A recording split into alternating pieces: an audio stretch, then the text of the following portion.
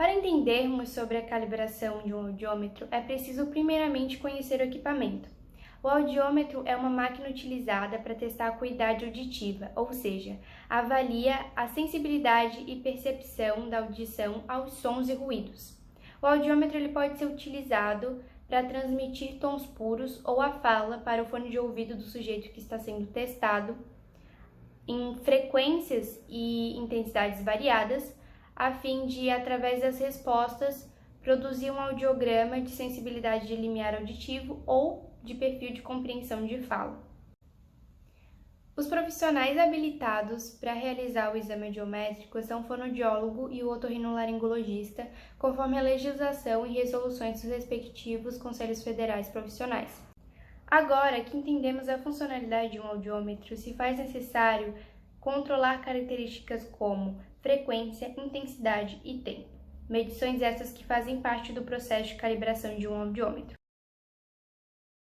Esse aqui é a intensidade que a gente está dando, né? Então aqui a gente vai mudando a intensidade do estímulo que a gente está dando.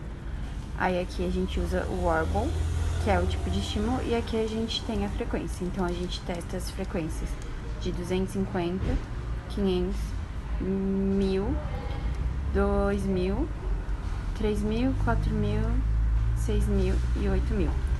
Então basicamente essa é a ideia do audiômetro, via aérea e tal, e ali a pessoa, aqui tem a cabine, né, então lá a gente dá o estímulo aqui, a pessoa escuta lá dentro e responde pra gente.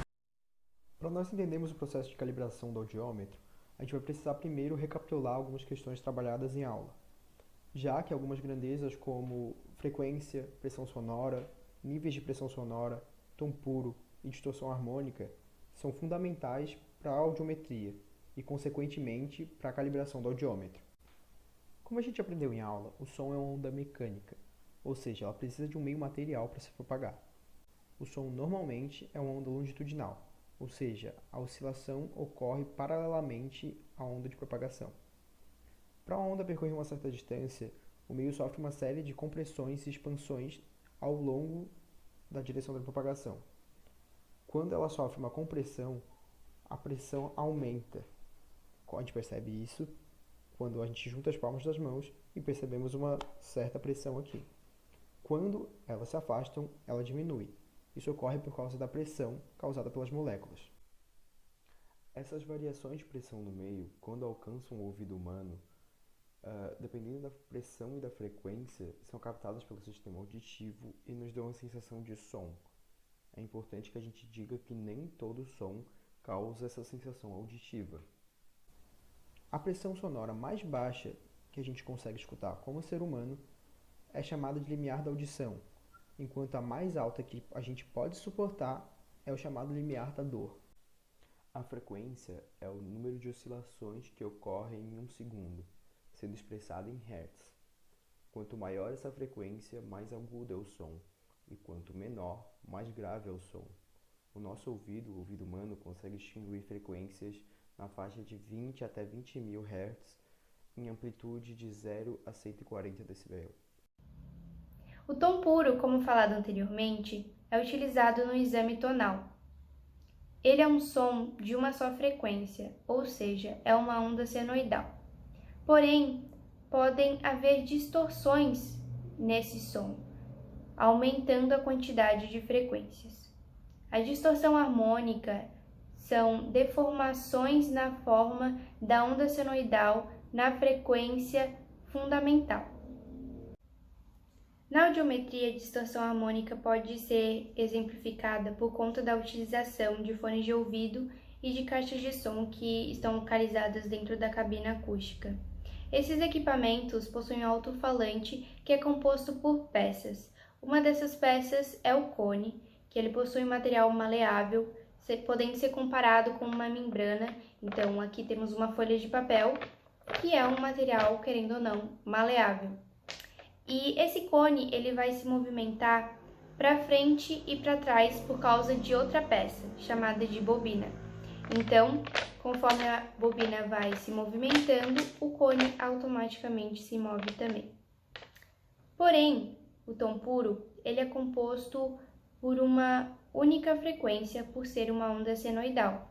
Então, quando esse cone, por possuir um material maleável, se movimenta de forma excessiva, ele vai criando vibrações e frequências a mais, deformando a onda. Portanto, um audiômetro deve ser calibrado a partir de frequências de 250 Hz, porque frequências menores que isso podem facilitar na ocorrência de distorções harmônicas. As frequências mais utilizadas em testes audiométricos são de 250, 500, 1000 e 2000 Hz. Nesse gráfico, podemos ver que de um lado temos a pressão sonora e do outro lado o nível de pressão sonora, e ambos são parecidos, porém, um é medido na unidade de Pascal e o outro na unidade de decibéis. O dB é mais fácil de relacionar com a percepção auditiva do ser humano. Por exemplo, de 20 a 30 dB ou de 100 a 110 dB, a percepção é parecida, é quase a mesma coisa. 10 dB é o dobro do volume, mais ou menos, né? Então, é mais fácil utilizar os decibéis do que Pascal, assim deixando de usar Pascal. Então, iremos utilizar a pressão sonora, mas com uma ponderação, sendo assim chamada de nível de pressão sonora. Agora vamos falar sobre essas duas linhas que estão marcadas no gráfico. A linha mais inferior é a linha do limiar auditivo e a mais superior a linha do limiar da dor.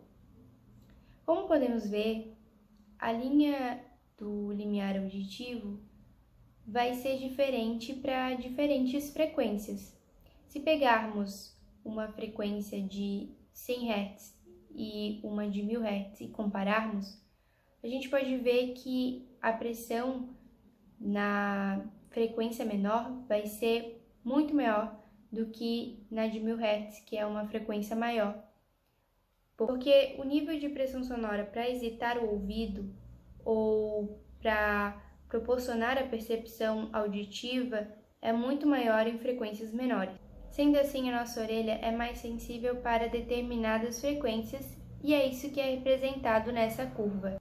Pode-se perceber que em frequências bem baixas o ser humano não consegue escutar. Então, é preciso uma pressão elevada para que a gente comece a ouvir.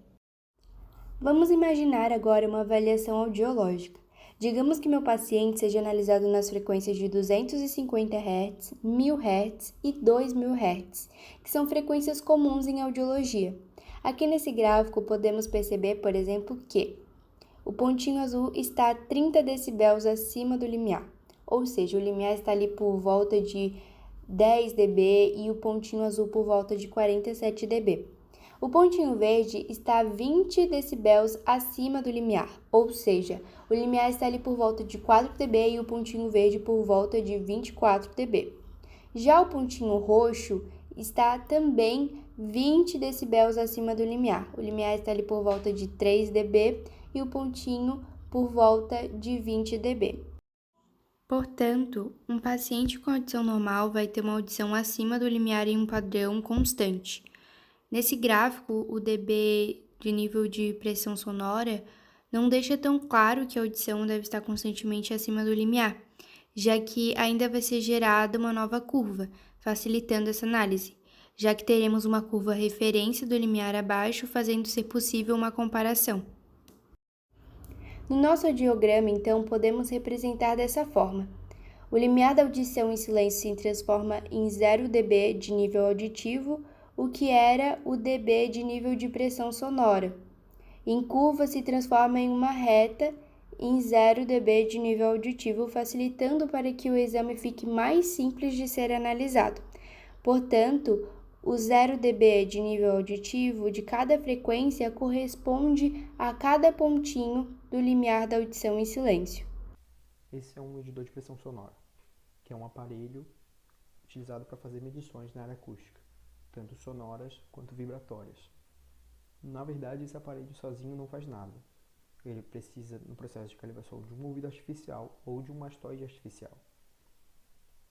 O ouvido artificial nada mais é do que uma simulação do ouvido humano, tanto que no processo de calibração do audiômetro, ele é ligado ao audiômetro e depois são utilizadas frequências que normalmente são usadas no processo de audiometria, com a ideia de aferir se as frequências estão ajustadas. Esse mesmo processo ocorre com o mastoide artificial, que simula o osso mastoide humano. Então a gente pega esse mastoide artificial e utiliza todas as frequências que são normalmente utilizadas na audiometria para serem testadas com esse equipamento. Existem também outros instrumentos que podem ser utilizados nesse processo de calibração. Um deles é o calibrador sonoro, que é um instrumento que gera um sinal contínuo de 1000 Hz em 94 decibéis. Ele é utilizado para, por exemplo, calibrar o headset do operador que vai realizar a audiometria. Ele também pode ser utilizado no próprio ouvido artificial, já que dentro do ouvido artificial existe um microfone que deve ser medido, deve ser calibrado sempre na primeira medição do dia. Também pode ser utilizado o frequencímetro, que é utilizado para conferir todas as frequências que estão sendo enviadas pelo audiômetro e se elas estão dentro das normas estabelecidas. Por último, ainda podem ser utilizados um termohigrômetro, que é um aparelho que pode medir a umidade e a temperatura de um ambiente. E essa é uma informação que vai ser usada no certificado de calibração do audiômetro. O processo de calibração do audiômetro passa por várias etapas importantes, como verificar a resposta em frequência e a linearidade de níveis, tanto para os fones de ouvido quanto para o vibrador ósseo. Esses dois equipamentos são conectados a um acoplador acústico. Esse acoplador é ligado a um sistema de medição para determinar os níveis e medições das frequências e distorções associadas. Um frequencímetro ainda é utilizado para avaliar se cada um dos puros gerados pelo audiômetro está ou não dentro dos limites de tolerância de frequência estipulados em norma, como também um medidor de pressão sonora. Os estímulos são provocados em todas as faixas de frequência para várias amplitudes, de maneira a evidenciar o desempenho do audiômetro.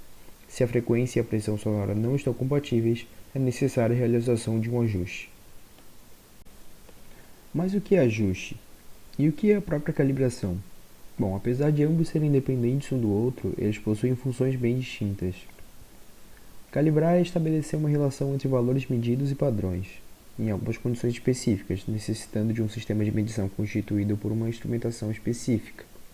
Ou seja, durante a calibração é feita uma comparação dos sinais mostrados pela máquina e o que é medido pelo sistema de medição. Isso é muito importante para determinar os limiares auditivos, por exemplo. Já o ajuste é uma operação corretiva, que busca fazer com que o equipamento de medição tenha um desempenho eficiente. Um ajuste é feito quando o equipamento não atende aos requisitos necessários. Muitas vezes, para realizar o ajuste, é necessário abrir o equipamento e até mesmo trocar peças.